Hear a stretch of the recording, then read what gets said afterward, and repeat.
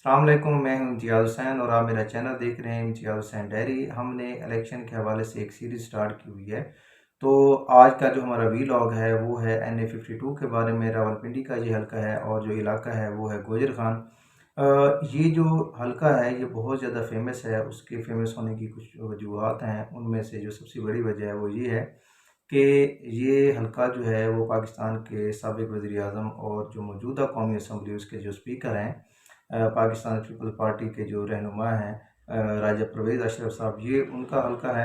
और वो इस हलके से 2018 के इलेक्शन में जीत चुके हैं।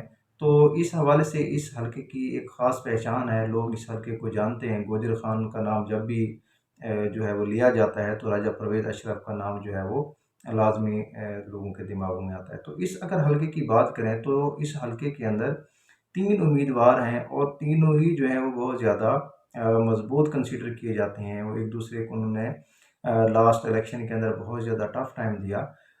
अगर हम इस हलके की बात करें तो इसका जो पुराना नंबर था इस हलके का वो था NA 58, और जो मौजूदा इसका नंबर है वो है NA 52।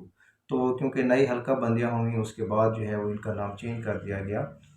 तो अगर हम 2018 के इलेक्शन की बात करें तो यहाँ से जैसे मैंने अभी स्टार्ट में बताया, जो पाकिस्तान पीपल्स पार्टी के उम्मीदवार थे राजा परवेज़ अशरफ, उन्होंने 1,25,000 जो हैं वो वोट यहाँ से लिए थे और फिर वो इस हल्के से जीते थे।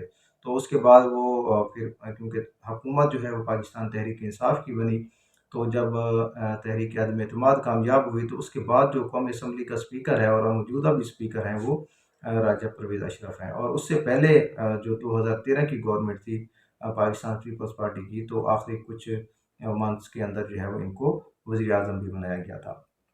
अगर हम जैसे मैंने बताया कि जो 3 और उम्मीदवार जो हैं वो यहाँ पे मौजूद हैं, एक तो राजा परवेज़ अशरफ साहब हैं और 2 और उम्मीदवार हैं। एक पाकिस्तान तहरीक इंसाफ से एक का ताल्लुक़ है और एक का ताल्लुक़ जो है वो पाकिस्तान मुस्लिम लीग नून के साथ है।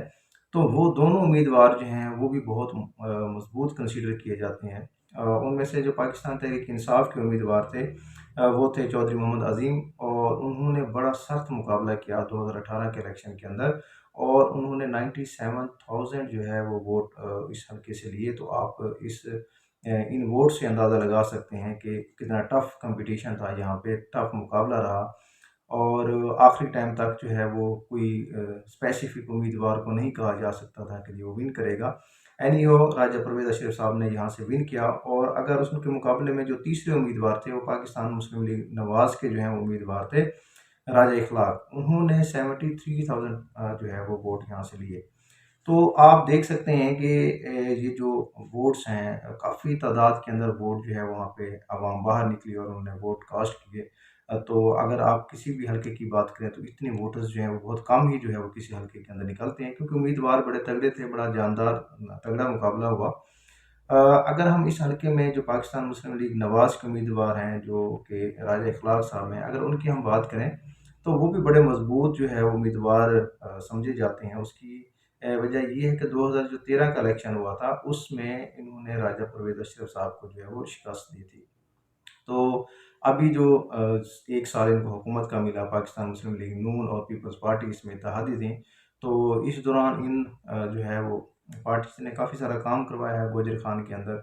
राजा परवेज़ अशरफ साहब ने बहुत काम करवाया और उसके अलावा जो पाकिस्तान मुस्लिम लीग नवाज़ हैं उन्होंने भी जो है वो ज़रूर इसको राजा इखलाक साहब को भी ग्रांट्स काफ़ी दी। तो काफ़ी काम हो चुका है। इस दफ़ा भी जो है ये तीनों उम्मीदवार जो हैं वो हल्के के अंदर मौजूद हैं और ये तीनों ही उम्मीदवार जो हैं वो अपनी-अपनी जमात के अंदर मौजूद हैं और टिकट के उम्मीदवार भी हैं।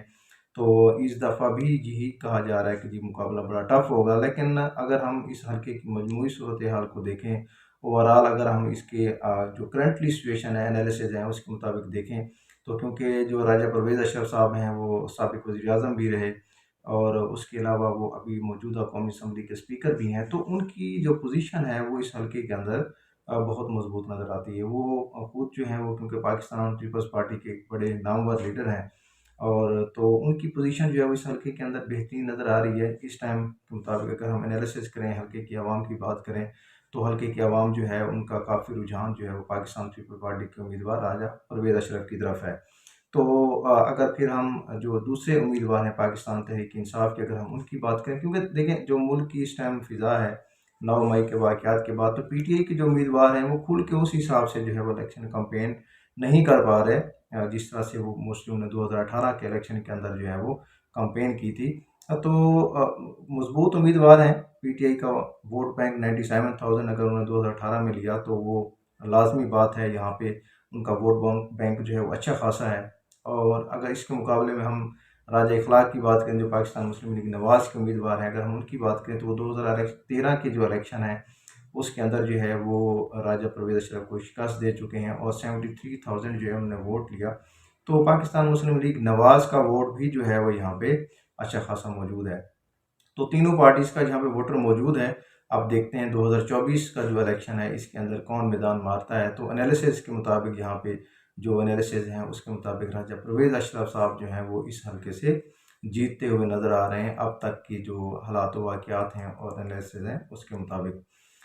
तो ये था आज का हमारा वीलॉग, और फिर हम अपने नेक्स्ट वीलॉग के अंदर जो है वो NA53 के बारे में मैं आपको बताऊंगा। ये भी रावलपिंडी का हल्का है और वहाँ पे एनालिसिस करेंगे कि इस टाइम जो है वो पार्टी पोजीशन के हिसाब से कौन उम्मीदवार जो है वो जीत की पोजीशन के अंदर मौजूद है।